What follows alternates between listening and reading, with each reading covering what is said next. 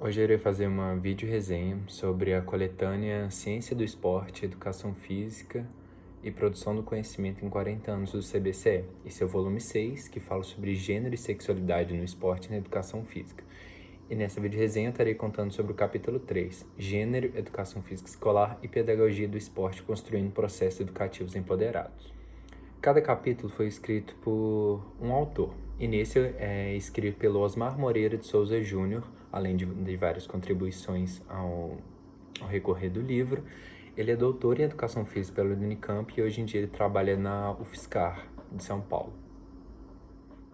O texto tem como objetivo principal interligar três áreas, que seriam a da pedagogia do esporte, o estudo de gênero e a educação física escolar.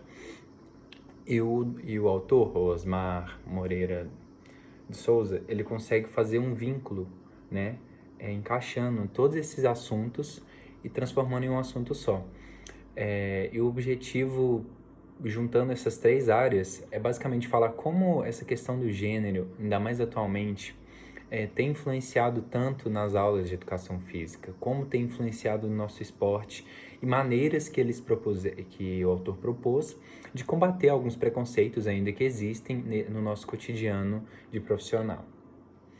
Além disso, ainda é discutido sobre a questão da masculinidade hegemônica, que é basicamente o que a gente vive hoje em dia no esporte, onde existe um machismo estruturado em muita fala, em muito comportamento por alguns professores, e ele tenta desmistificar isso, trazendo o assunto à tona nesse livro. E nesse quesito, né, de querer desmistificar essas ideias enraizadas, é falado o primeiro tópico desse livro, que se chama Processos Educativos Empoderadores Emergentes da Pedagogia do Esporte, que vai focar os jogos esportivos coletivos, que ele tenta falar e ele aborda muito bem sobre o quão importante é a questão das tomadas individuais e coletivas dentro de um jogo, não aquelas questões soltas e fragmentadas, sabe, como se fosse cada um por si, mas sim tudo de uma forma respeitosa e tudo levando a um bem comum, realmente, sabe? Ignorando essa questão de gênero, ignorando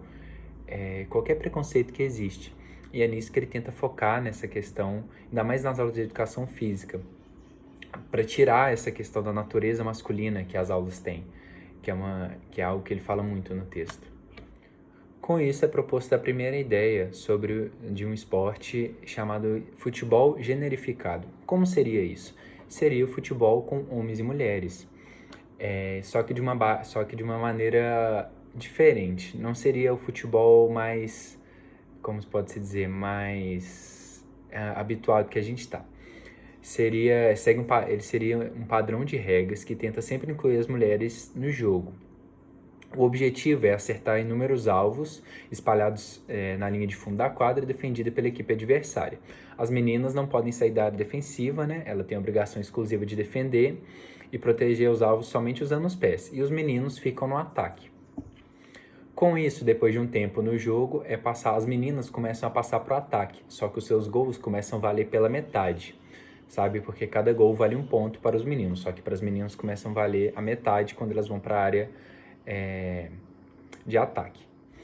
Contudo, o futebol generificado ele tem uma maneira de, depois que acaba o jogo, passado questões reflexivas para os jogadores sobre como cada coisa que aconteceu dentro do jogo é refletido no nosso mundo atual.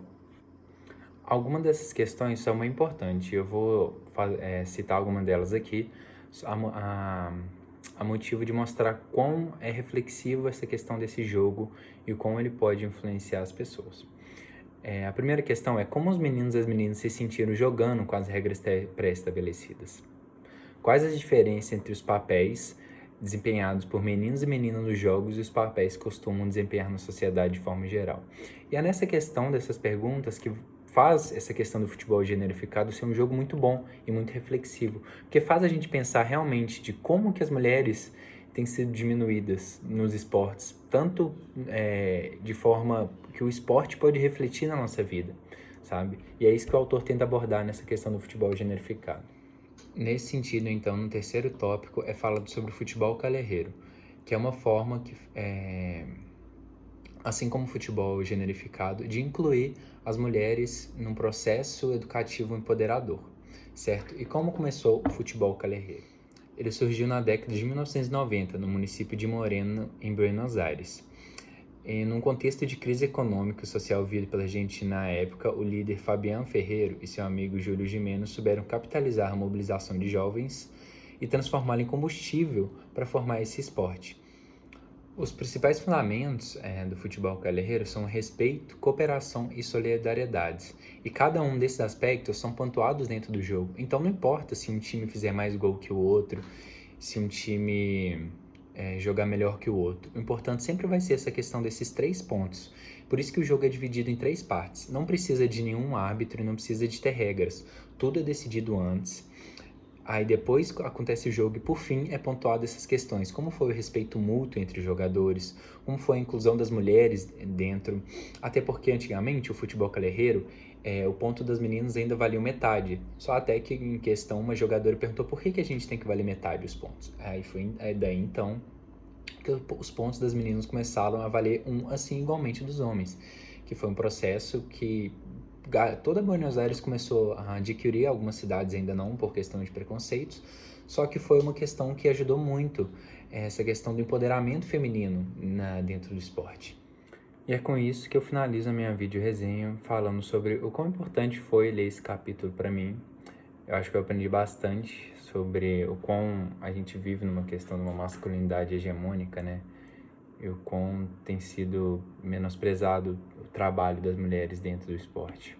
E o Osmar toca muito bem nesse ponto, citando sobre essa questão desses esportes, né, que são 2 tipos de futebol, que ele fala no livro, que eu acho que deveria sim ser mais inclusivo hoje em dia, que deveria sim mais ter desse esporte abrangido, só que é muito difícil pela questão da mídia, né, tal qual é demonstrado como as mulheres ganham tão menos que os jogadores masculinos. Mas é isso, muito obrigado pela atenção.